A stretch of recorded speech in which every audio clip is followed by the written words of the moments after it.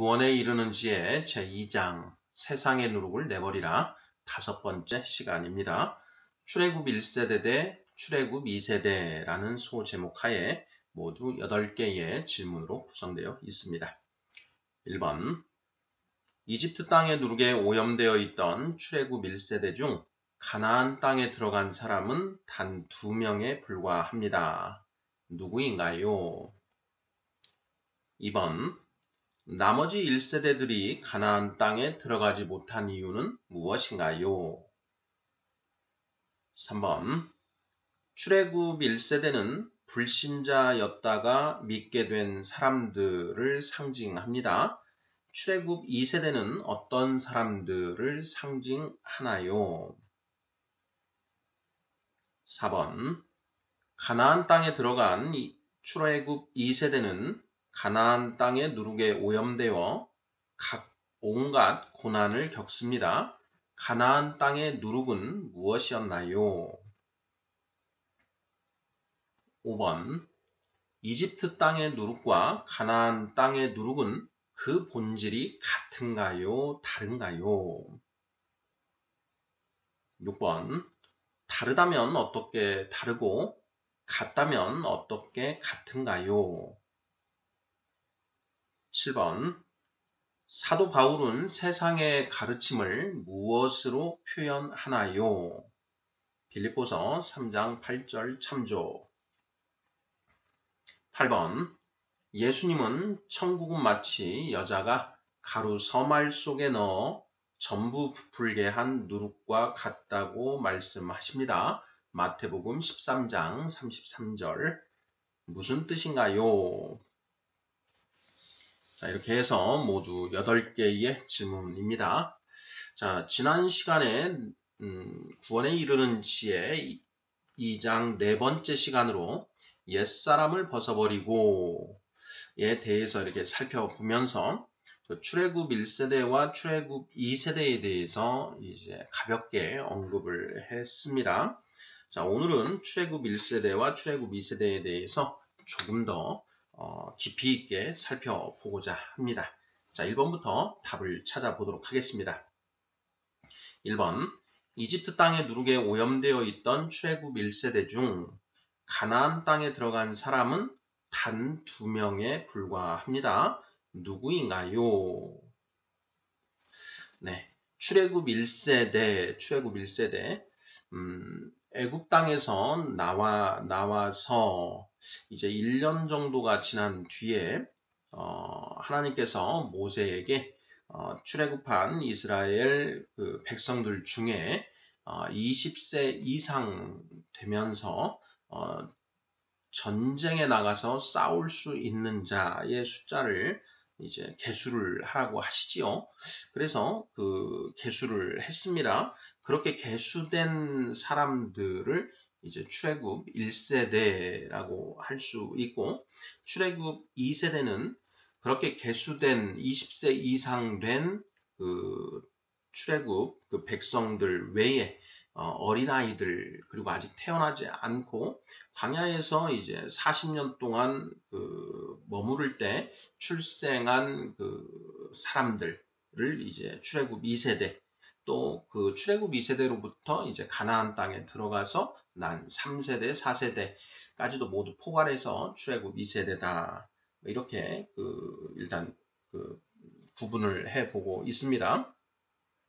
자, 출애굽 1세대 중 가나안 땅에 들어간 사람은 단 2명에 불과하다. 누구인가 하는 그런 질문입니다. 우리 성도님들께서도 웬만하면 알고 계시는 그런 답이 될 것 같은데요.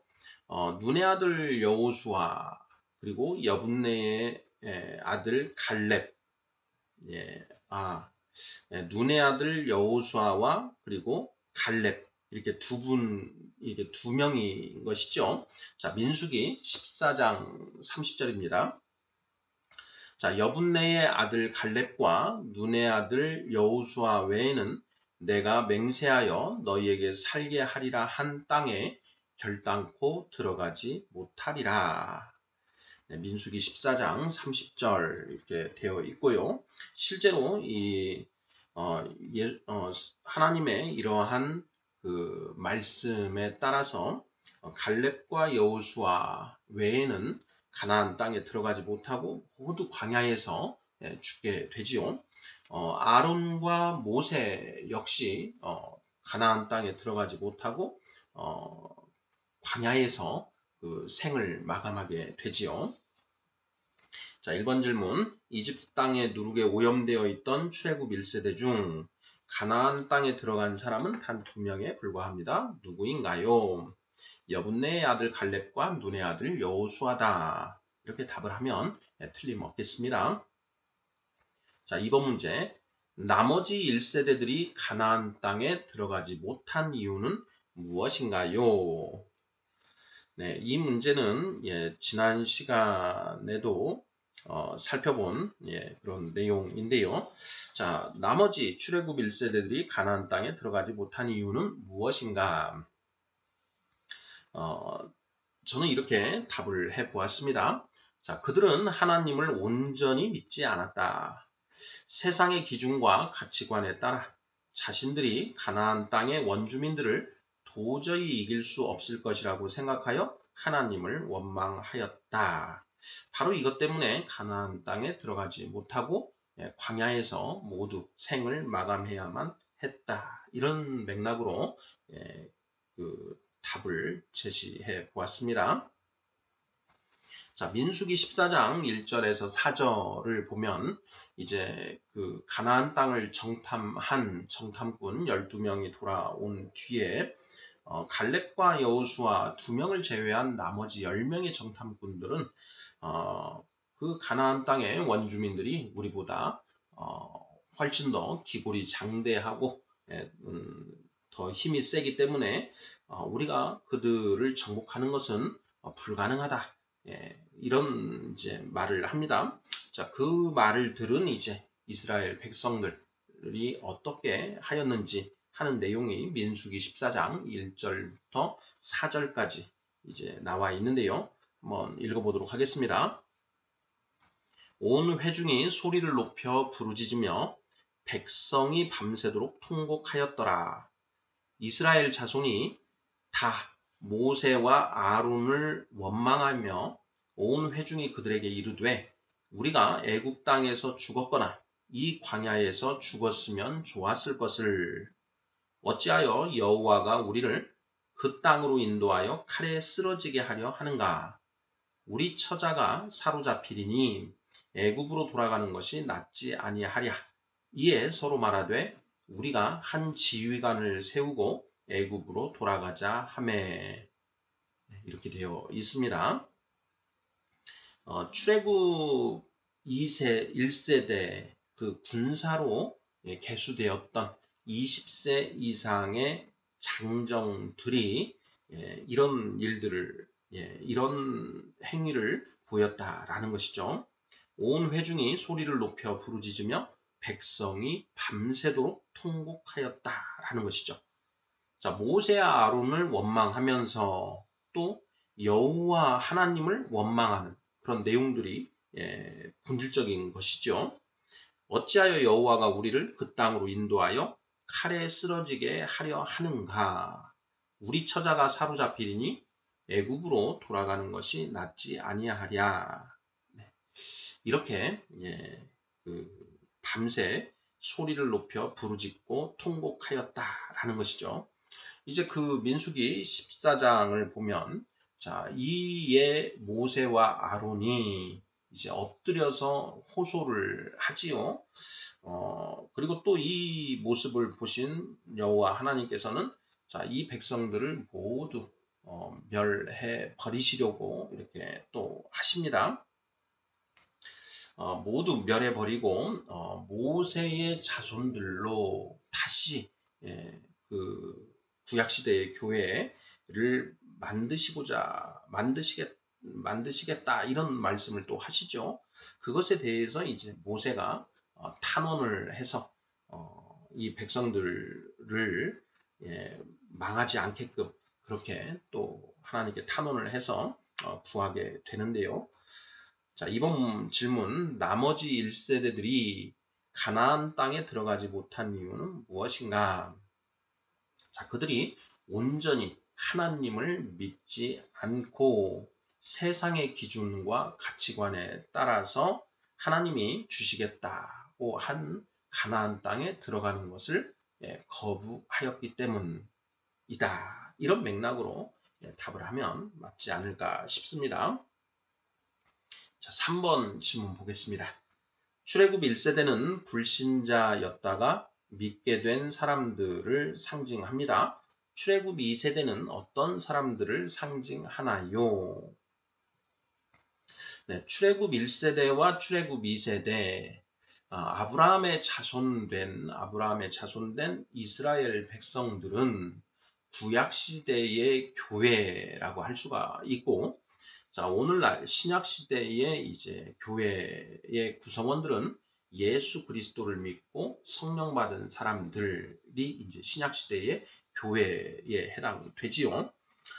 구약시대의 교회였던 그 이스라엘 백성들의 그 모습을 통해서 오늘날 신약시대의 교회의 모습을 이제 우리가 반추해 볼 수가 있는데요.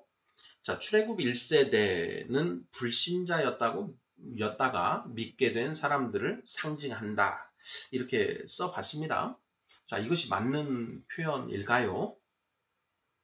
자, 출애굽 1세대 애굽 땅에 들어가서 이제 400년이 지났죠. 430년 정확하게 430년이 지났고 지금 이제 그 이스라엘 야곱의 아들들 12명의 아들들이 이제 그 12명의 아들을 1세대라고 했을 때 그 400여 년의 시간 동안 그 4대까지 이제 지나가 4대까지 출생을 한 그 상태라고 합니다. 자, 출애굽 1세대 그 이스라엘 백성들은 400년 동안 애굽에서 이렇게 종살이를 하면서 하나님에 대해서는 자기 부모들을 통해서 이렇게 들었겠지만 노예 생활을 하면서 애굽 땅의 그 사상과 가치관에 푹 젖어 있는 그런 상태라고 할 수가 있겠지요.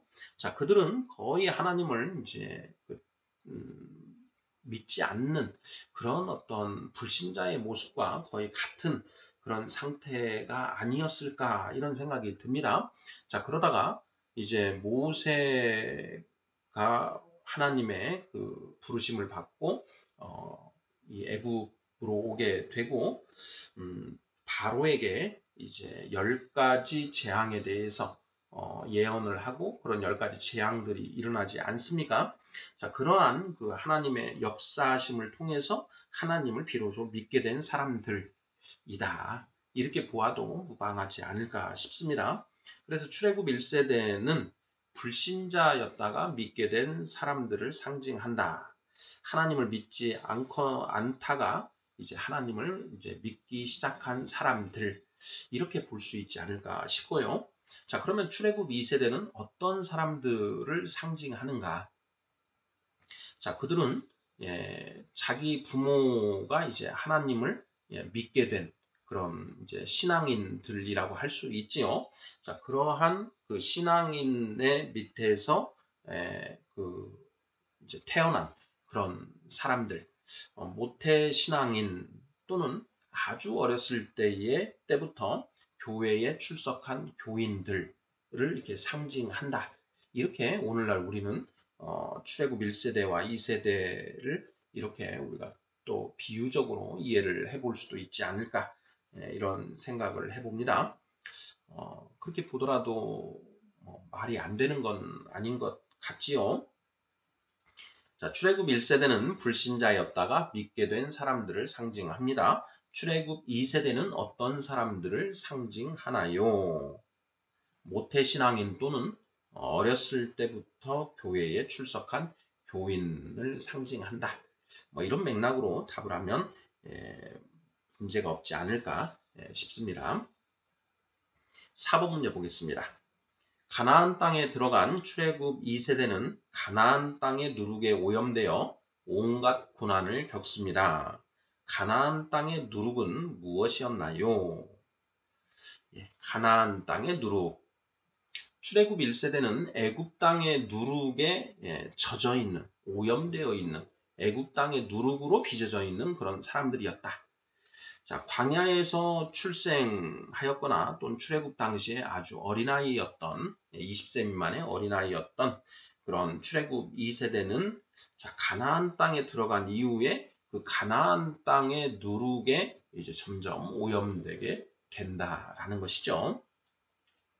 자, 가나안 땅의 누룩은 무엇이었는가? 이런 질문입니다. 가나안 땅의 풍속과 규례, 이렇게 말을 할 수가 있겠는데요. 자, 레위기 18장 3절입니다.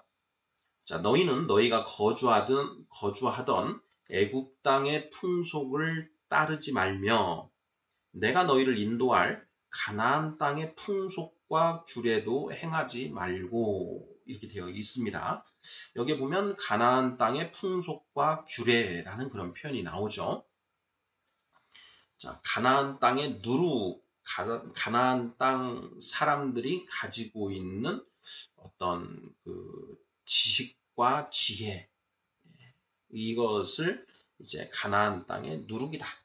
가나안 땅에 사는 사람들의 그 보편적인 그런 어떤 그 가치관, 이것을 가나안 땅의 누룩이다.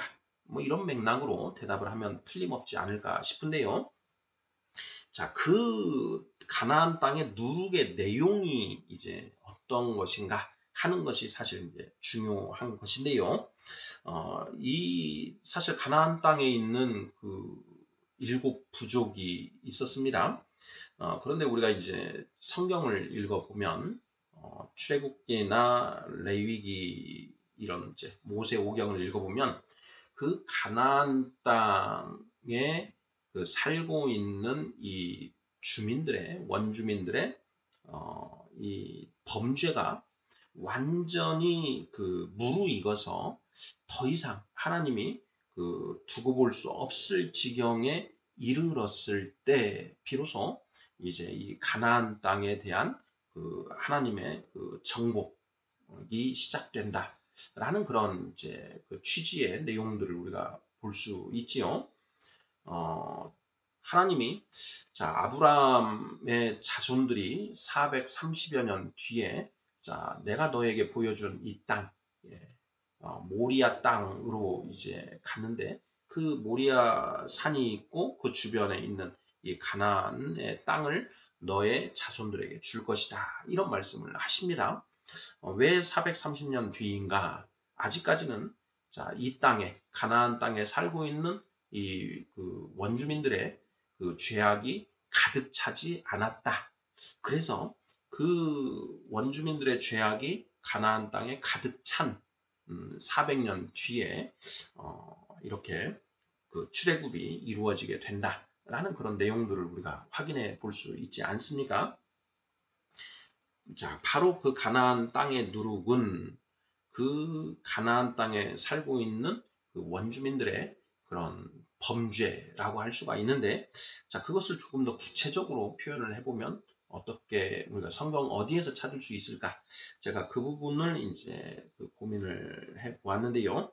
로마서 1장에서 그 내용을 좀 찾을 수 있겠다. 이렇게 살펴보았습니다. 자, 로마서 1장 19절부터 보면 이제 그 하나님을 찾지 않고 하나님을 경외하지 않고 살아가는 이 세상 사람들의 보편적인 모습을 이제 기술을 하고 있습니다. 자, 로마서 1장 21절로 23절 먼저 살펴보면은요. 하나님을 알되 하나님을 영화롭게도 아니하며 감사하지도 아니하고 오히려 그 생각이 허망하여지며 미련한 마음이 어두워졌나니 스스로 지혜 있다 하나 어리석게 되어 썩어지지 아니하는 하나님의 영광을 썩어질 사람과 새와 짐승과 기어다니는 동물 모양의 우상으로 바꾸었느니라. 이렇게 이제 기록을 하고 있습니다. 천지 만물, 하나님이 창조하신 천지 만물에 하나님의 속성, 하나님을 알만한 것들이 아로 새겨져 있습니다. 거기에 투영이 되어 있지요. 그래서 이 세상에 살아가는 사람들이 그러한 천지 만물을 보면서 하나님의 존재를 알 수가 있음에도 불구하고 하나님을 영화롭게도 아니하며 감사하지도 아니한다라는 것이죠. 자, 오히려 그 생각이 허망해지고 미련한 마음이 어두워지더라.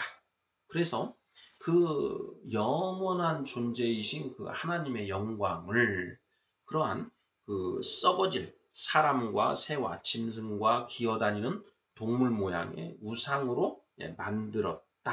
이런 내용인 것이지요. 자, 그리고 그러한 어떤 그 사람들의 삶의 모습을 표현한 것이 로마서 1장의 29절로 31절에 기술되어 있는데요. 모든 불의, 추악, 탐욕, 악의가 가득한 자요, 시기, 살인, 분쟁, 사기, 악독이 가득한 자요, 수군수군하는 자요, 비방하는 자요, 하나님께서 미워하시는 자요, 능욕하는 자요, 교만한 자요, 자랑하는 자요, 악을 도모하는 자요, 부모를 거역하는 자요, 우매한 자요, 배악하는 자요, 무정한 자요, 무자비한 자라. 이렇게 그 로마서는 기록을 하고 있습니다. 하나님을 그 찾지 않고 또 하나님을 경외하지 않는 사람들의 삶의 모습을 이제 구체적으로 기술한 내용인데, 이 세상에 살아가고 있는 사람들의 모습을 보면 바로 이 중에 하나 이상에 모두 걸리게끔 되어 있다라는 것이죠. 자, 바로 이러한 그 내용이 그 가나안 땅의 누룩이었다라는 것. 이것을 우리가 알 수 이렇게 표현을 해도 무방하지 않을까 싶습니다. 로마서 1장 마지막 32절. 자, 그들이 이렇게 살면 하나님께 벌을 받을 것을 알면서도 자기들도 이렇게 행하고 또 이렇게 행하는 사람들을 옳다고 하느니라 하는 그런 내용이 또 기록이 되어 있지요. 우리가 세상 사람들을 이제 살펴보면 꼭 세상 사람들로 가지 않더라도 우리가 온전히 믿지 않고 또는 과거 불신자였을 때 바로 이런 모습으로 그렇게 살고 있었고 그렇게 사는 것을 당연한 것처럼 정상적인 것처럼 그렇게 이해하고 살아오지 않았었습니까? 바로 그러한 우리의 과거의 모습 그리고 지금 믿지 않고 살아가는 세상 사람들의 모습을 살펴보면 바로 이 로마서 1장 21절 이하에 기록되어 있는 그러한 모습이라는 걸 우리가 확인할 수 있는데 바로 가나안 땅에 살고 있는 사람들의 모습이 이러했다. 자, 그리고 가나안 땅의 그 누룩, 그 가르침 이것은 이제 세상의 그런 지혜, 세상의 가르침이었다라는 것이죠. 그리고 그러한 세상의 가르침은 하나님의 가르침과는 배치되는 그런 것들이었다. 자, 4번 질문. 가나안 땅에 들어간 출애굽 2세대는 가나안 땅의 누룩에 오염되어 온갖 고난을 겪습니다. 가나안 땅의 누룩은 무엇이었나요? 자, 가나안 땅의 풍속과 규례인데 하나님의 가르침과 배치되는 그러한 세상의 가르침들이다. 이런 맥락으로 답을 하면 틀림없지 않을까 싶습니다. 자, 5번 질문 보겠습니다. 이집트 땅의 누룩과 가나안 땅의 누룩은 그 본질이 같은가요? 다른가요? 하는 질문입니다. 레위기 18장 3절 우리가 한번 살펴봤는데요. 너희는 너희가 거주하던 애굽 땅의 풍속을 따르지 말며 내가 너희를 인도할 가나안 땅의 풍속과 규례도 행하지 말고 이렇게 되어 있지요. 여기 보면 애굽 땅의 풍속 그리고 가나안 땅의 풍속과 규례라는 표현이 등장합니다.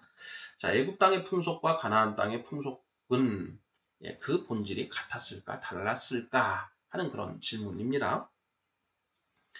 애굽 땅에서는 이제 온갖 그런 다양한 신들을 섬겼고 또 특히 태양신을 섬겼다라는 것으로 이렇게 알려져 있습니다. 그리고 가나안 땅의 그 사람들도 온갖 그 이방 신들을 이제 섬겼다 이렇게 알려져 있죠. 이제 바알과 아세라 대표적으로 바알과 아세라 그런 이방 신 우상을 숭배하였다라는 것을 이제 우리가 성경을 통해서 확인해 볼 수 있고 또 기타 역사서를 통해서도 그러한 것들을 확인해 볼 수가 있는데요. 자, 이집트 땅의 누룩과 가나안 땅의 누룩은 그 본질이 같은가 다른가? 자, 같을까요? 다를까요? 애굽 땅의 풍속이나 가나안 땅의 풍속은 바로 세상의 풍조, 세상의 누룩, 하나님의 말씀과 배치되는 그런 내용들로 이루어진 거짓 가르침들이다. 이렇게 볼 수 있지 않을까 싶고 그렇다면 가나안 땅의 누룩이나 이집트 땅의 누룩은 그 본질이 같은 것이다. 이렇게 답을 할 수 있지 않을까 싶습니다. 6번 질문입니다. 자, 다르다면 어떻게 다르고 같다면 어떻게 같은가요? 하는 질문인데요. 자, 같다. 가나안 땅의 누룩과 애굽 땅의 누룩은 그 본질이 같다라는 것인데요. 자, 같으면 어떻게 같은가 하는 것인데, 자, 이 부분도 성경에서 한번 답을 찾아보았습니다. 요한복음 8장 44절 말씀인데요. 자, 이 말씀 한번 읽어보겠습니다. 너희는 너희 아비 마귀에게서 났으니 너희 아비의 욕심대로 너희도 행하고자 하느니라. 그는 처음부터 살인한 자요 진리가 그 속에 없으므로 진리에 서지 못하고 거짓을 말할 때마다 제 것으로 말하나니 이는 그가 거짓말쟁이요 거짓의 아비가 되었음이라. 세상의 누룩, 세상의 그 거짓 가르침들은 그 배우가 모두 사탄이다. 진리는 하나님으로부터 나오고 거짓은 사탄으로부터 나온다. 이렇게 성경은 이야기하고 있는 것 같습니다. 이 사탄은 거짓말쟁이요 거짓의 아비다. 바로 예수님께서 사탄을 딱 이렇게 규정하셨습니다. 그는 처음부터 살인한 자요. 처음부터 살인한 자다. 사탄이 누구를 죽였습니까? 바로 아담과 하와를 죽였지요. 영적으로 성령을 받아서 영적으로 살아있던 아담과 하와로 하여금 하나님의 유일한 명령, 선악과를 먹지 말라는 그 유일한 명령을 어기게 하였고 그로 인해서 그 성령을 소멸시켜 버렸지요. 성령이 소멸되면 영적으로 죽게 되는 것입니다. 자, 바로 그 영적으로 아담과 하와를 죽였다. 그래서 이 사탄이 처음부터 살인한 자다. 이렇게 말씀하시는 것 아닌가 싶습니다. 그는 처음부터 살인한 자요. 진리가 그 속에 없으므로 진리에 서지 못하고 거짓을 말할 때마다 제 것으로 말한다. 이게 이제 사탄의 그 속성이다라는 것이죠. 사탄에게는 진리가 그 속에 없다. 그래서 거짓을 말하게 되고 그 모든 거짓을 다 자기 것으로 말한다라는 것입니다. 그래서 그 사탄은 거짓말쟁이고 거짓의 아비가 되었다. 바로 이 사탄으로부터 이 세상의 거짓 가르침들이 모두 다 나타나게 되었다라는 것이죠. 뭐니 뭐니 해도 건강이 최고다. 건강이 최고다. 건강이 중요하기는 하지만 건강이 최고는 아니죠. 육신의 건강이 최고가 아니다. 자, 우리가 이 땅에 태어나서 살아가는 유일한 인생의 목적이 있습니다. 그것은 무엇이냐? 자, 하나님을 알고 그 하나님을 닮아서 거룩하게 되는 것. 이것이 바로 우리 인생의 유일한 목적이죠. 우리가 이 땅에서 이루어야 될 최고의 목표인 것이죠. 거듭나서 장성한 자가 되는 것. 이것이 우리가 이 땅에서 이루어야 될 우리의 어떤 그 사명, 생존 가치, 생존의 최고 목적이다. 이건데요. 이 세상의 그 거짓 가르침은 뭐니 뭐니 해도 머니가 최고다. 뭐니 뭐니 해도 건강이 최고다. 이런 얘기들을 합니다.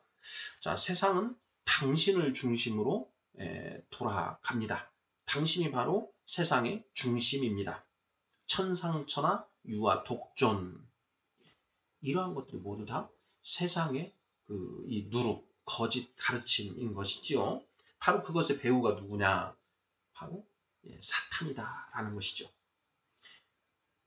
각자 자기 소견에 옳은 대로 행하더라 라고 하는 그 사사기 마지막 장 마지막 절 말씀. 그때에 이스라엘의 왕이 없으므로 각자 자기 소견에 옳은 대로 행하더라.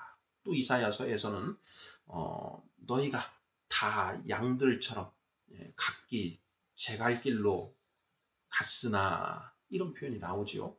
우리가 그 양들처럼 각기 내 생각에 옳다라고 생각하는 대로 그렇게 나아가는 것인데 바로 그것을 조장하고 그렇게 만들어가는 게 바로 사탄이다라는 것이죠.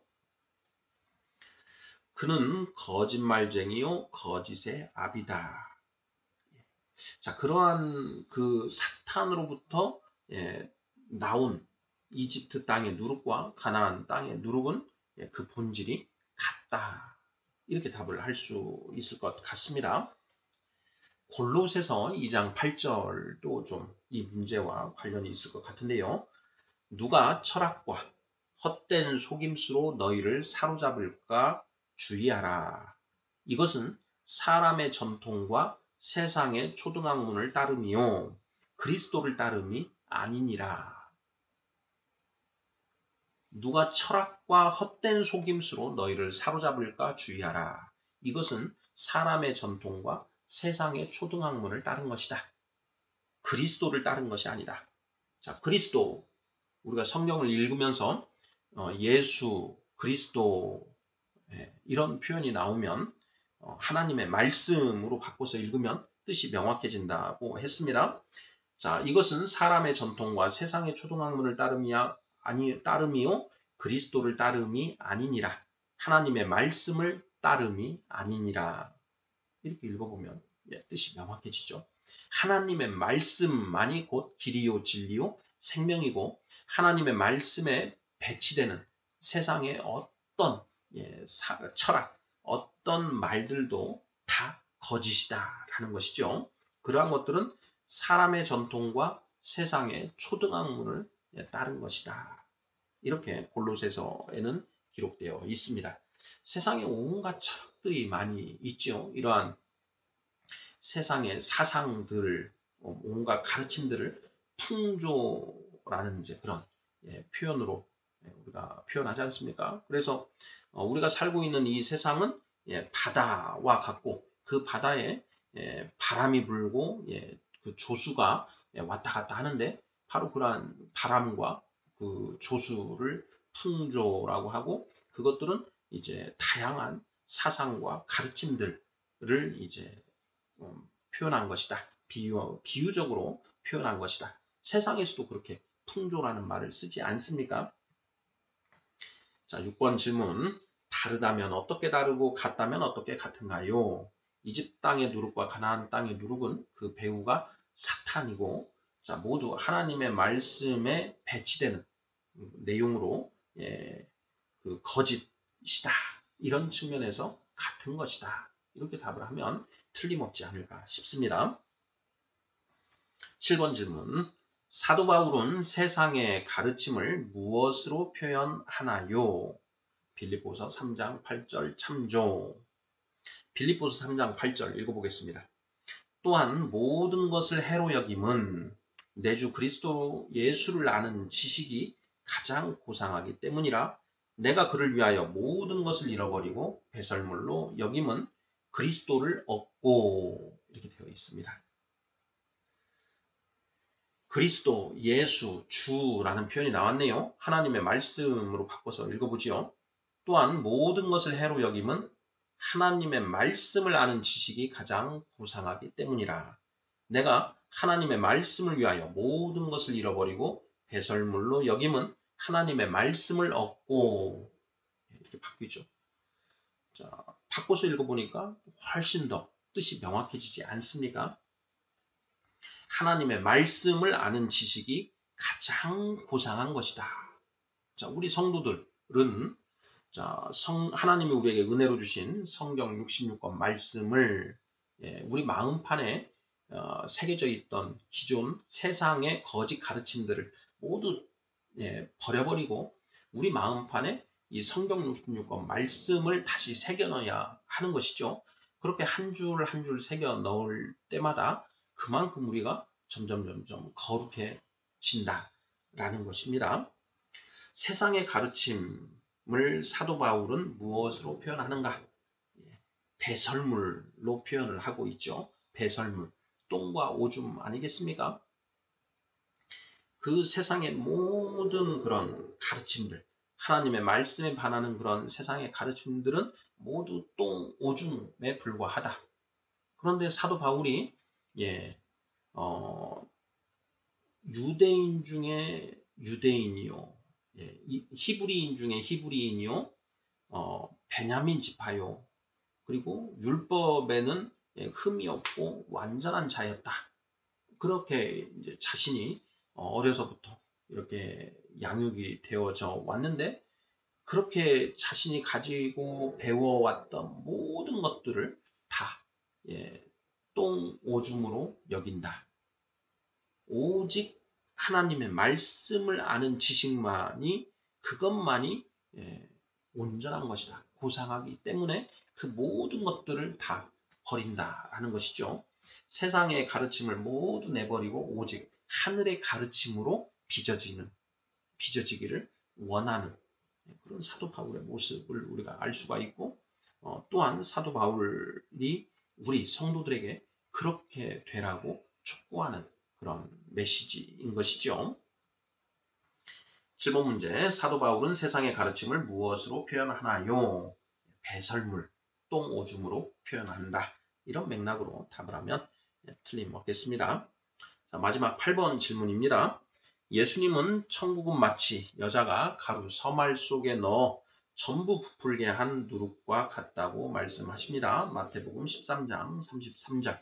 무슨 뜻인가요? 자, 구원에 이르는지의 제2장에서 우리가 세상의 누룩을 내버리라. 자, 이런 제목 하에 우리가 이제 무교절에 대해서 살펴보았습니다. 자, 무교절 그 첫날 너희 집안에 있는 모든 누룩을 내버리고 7일 동안 누룩이 들어가지 않은 떡, 즉 무교병을 먹으라. 이렇게 하나님 명령하셨습니다. 자, 그 누룩을 내버리라 했는데 그 누룩이 무엇인가 하는 의미를 우리가 성경을 통해서 찾아보았었지요.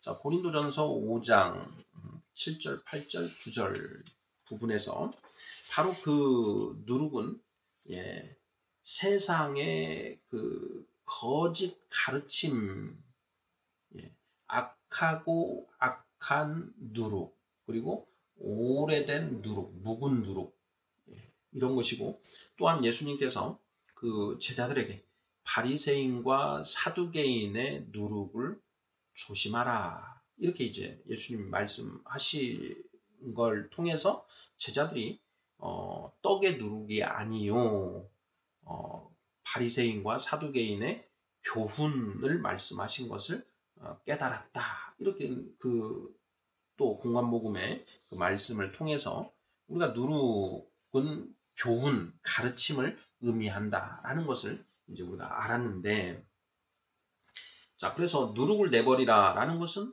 바로 그런 세상의 거짓 가르침을 내버리라는 것이다. 라는 걸 우리가 이제 알았습니다.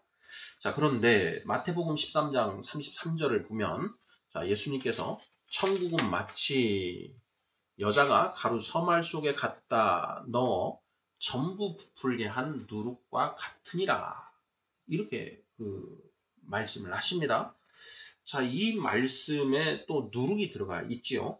자, 이 누룩은 무엇인가 하는 또 그런 의문이 발생하게 됩니다. 자, 그 누룩, 자, 천국은 마치 여자가 가루 서말 속에 넣어 전부 부풀게 한 누룩과 같다. 이것이 무슨 뜻인가? 자, 여자가 가루 서말 속에 넣은 누룩, 그리고 부풀어 올랐다. 이런 표현들이 있죠. 자, 이것이 무슨 뜻인지 이것도 우리가 정확하게 묵상을 할 필요가 있는데요. 아주 구체적인 내용은 이제 다음 시간에 이제 살펴보고자 하고요. 자, 여기에서 누룩, 마태복음 13장 33절에 이 누룩은 자, 좋은 누룩일까요? 나쁜 누룩일까요? 하는 부분까지만 이 시간에는 살펴보고자 합니다. 자, 천국은 마치 여자가 가루 서말 속에 넣어 전부 부풀게 한 누룩과 같으니라. 자, 누룩은 이제 그 반죽에 누룩을 넣어서 반죽을 하면 그 반죽이 이제 그 발효가 되지 않습니까? 화학적 변화를 일으켜서 나중에 그걸로 빵을 만들어 먹으면 빵이 더 촉촉하고 더 맛이 좋은 그렇게 만들어낸다라는 것이죠. 자, 이 누룩은 예수님이 마태복음 13장 33절에서 말씀하신 그 누룩은 좋은 누룩이라고 할 수가 있는 것이죠. 사두개인과 바리새인의 누룩은 나쁜 누룩이다. 그들의 누룩은 세상의 누룩이고 이 예수님이 자, 마태복음 13장 33절에서 말씀하신 누룩은 하늘의 누룩이다. 세상의 가르침, 하늘의 가르침, 하나님의 말씀, 사탄의 그 거짓 말들, 이렇게 우리가 대비해서 살펴볼 수 있는 것 같습니다. 그래서 누룩에는 좋은 누룩이 있고 나쁜 누룩이 있다. 세상의 누룩이 있고 하늘의 누룩이 있다. 마태복음 13장 33절의 누룩은 바로 하늘의 누룩, 하늘의 가르침을 의미한다. 이 정도까지는 우리가 여기에서 살펴볼 수 있는 것 같습니다. 8번 문제. 예수님은 천국은 마치 여자가 가루 서말 속에 넣어 전부 부풀게 한 누룩과 같다고 말씀하십니다. 무슨 뜻인가요? 자, 누룩은 우리가 이제 풀어봤고요. 가루 서말 이 부분이 이제 또 우리가 생각을 해봐야 되는데요. 가루 서말이 무엇인가?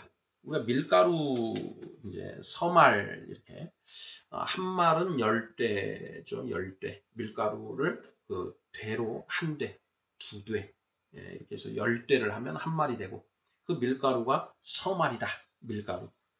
자, 밀가루 서말에 이제 물을 넣어서 반죽을 하지요. 그리고 거기에 이제 누룩을 또 이제 가미를 하는 것인데 밀가루 서말이면 서말에 물을 넣어서 반죽을 하고 하면 그 양이 얼마나 될까?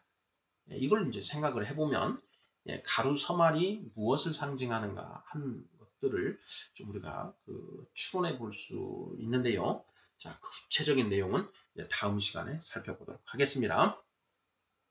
구원에 이르는지에 제2장 세상의 누룩을 내버리라 5번째 시간으로 출애굽 1세대 대 출애굽 2세대라는 소제목하에 8개의 질문들을 살펴보았습니다.